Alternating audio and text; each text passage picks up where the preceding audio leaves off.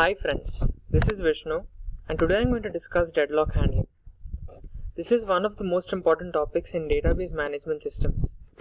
Though it has a lot of theory part in it, we'll try to understand it in simple ways using diagrams and tables.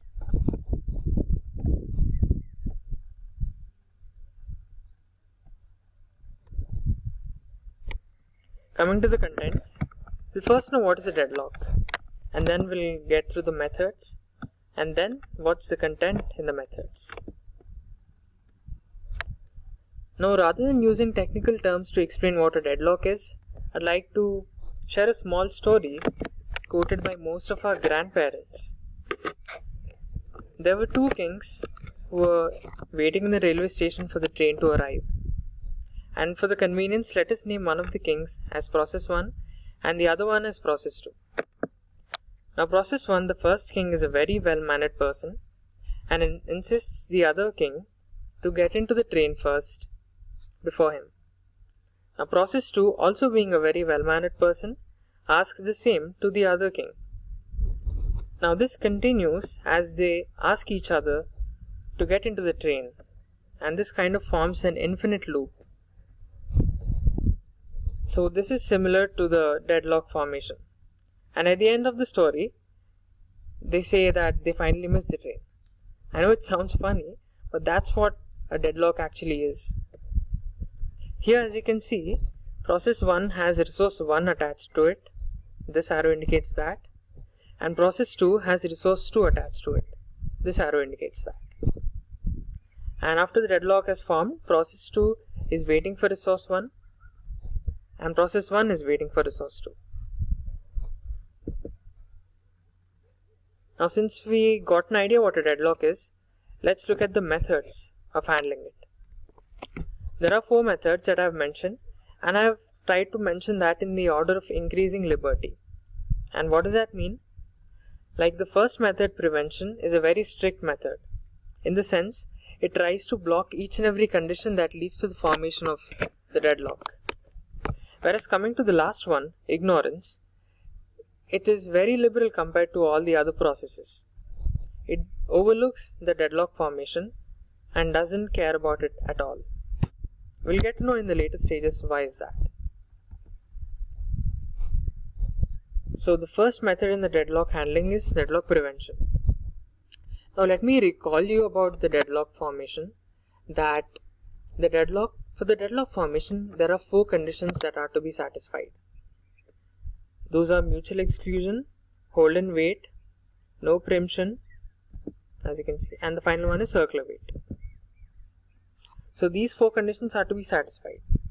Now, in order to violate the deadlock, what we'll do is break or violate one of these conditions. Now, I'll just compare it to a simple thing, that is, consider the chair as the deadlock and all its 4 legs as these 4 conditions.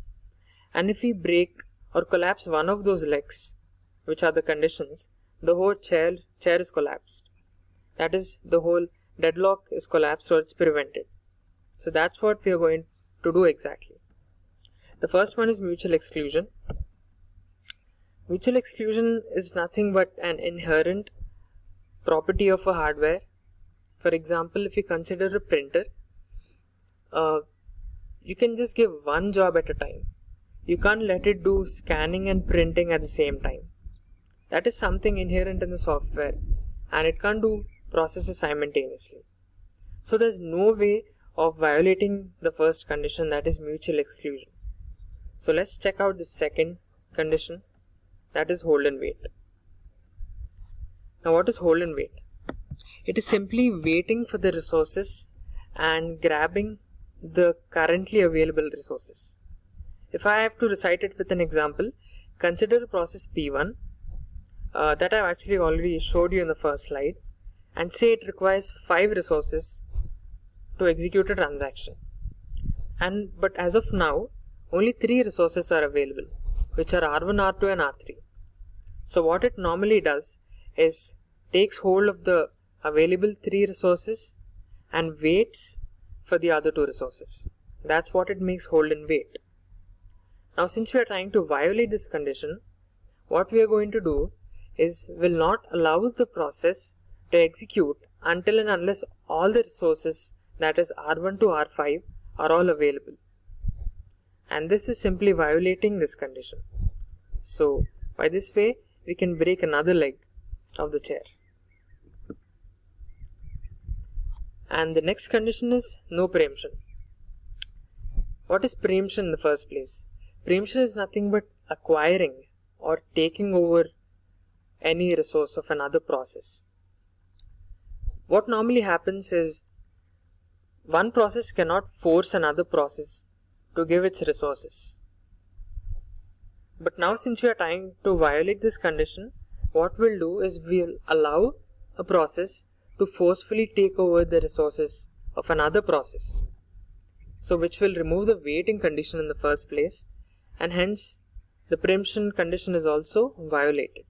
In that way we broke another leg in the chair, that is the deadlock. And coming to the next condition, that is a circular wait.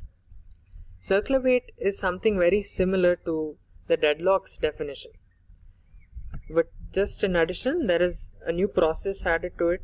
As you can see in this diagram, process 3 is added.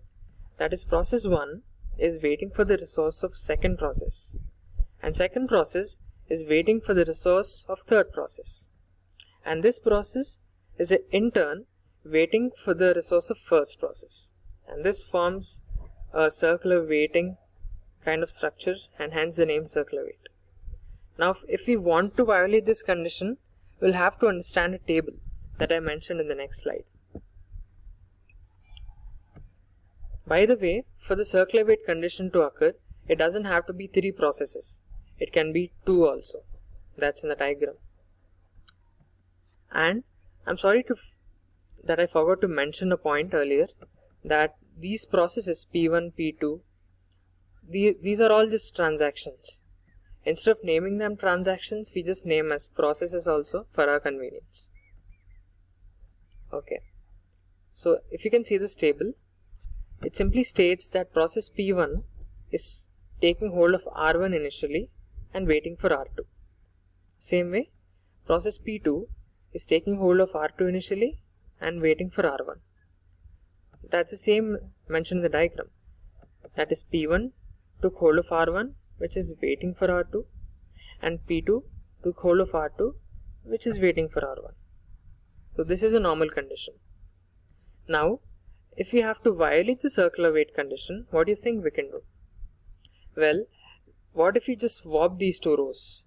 That is, send R1 up and R2 down, and the table then will look something like this table, the second table. Now to understand this, let us consider it this way. Consider the first resource R1 which is available, and now either of the processes P1 or P2 has to take hold of R1. Okay, let us say that P2 has taken hold of R1 first. Yeah, that I've circled over here. And in the table after R1, R2 has to be taken hold by P2. Let me circle that also. Yes, and now since P1 is idle and it didn't take any of the resources, it can't take any of the resources because they're already held by P2. P1 is completely out of the picture. Only P2 gets its execution done and P1 is eliminated. In this way, there's no waiting because there's no P1 in the first place. So in that way, we have eliminated the circular wait condition. Now, deadlock avoidance is another method. Compared to prevention, avoidance, yes, it is similar to prevention, but it's a bit liberal process compared to prevention. Because if you see, in prevention we try to avoid or block each and every condition that forms a deadlock. But in avoidance, we don't do that. What we do is we just decline the request that comes from the system which leads to any deadlock formation. It's not as strict as prevention, but we just try to decline the requests. And hence, I mentioned that avoidance is a liberal process compared to prevention. Next comes the detection and recovery. Compared to the prevention and avoidance, detection and recovery is something more liberal, because we don't do anything to avoid or prevent it. We just wait for the deadlock to form, and after it's formed, we then try to recover from that problem. And there are 3 steps involved in this process. The first one is selection of victim. What is that now? Okay, try to recollect from the second slide that I've mentioned. There are processes P1 and P2. P1 holding resource 1 and P2 holding resource 2. Now what we are trying to do is eliminate either of P1 or P2. Now on what factors do we eliminate either of them? Are these 3 factors. Majorly these 3 factors are the things that determine that. First one being cost of transaction. Cost of transaction is nothing but the number of resources held by a particular process. So lesser the cost of transaction, more likely it is to be selected as a victim. Because as we obviously know, in any process, we try to avoid the total loss, or we try to make the total loss to minimize. And the second factor is dependency. Dependency is the number of processes on which a particular process is depending.